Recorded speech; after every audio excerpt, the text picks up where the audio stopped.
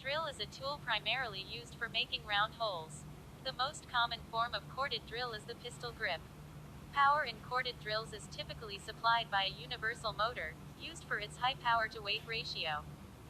The rotating edge of the drill exerts a large force on the workpiece and the hole is generated.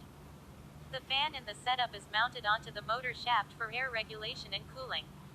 The removal of metal in a drilling operation is by shearing and extrusion.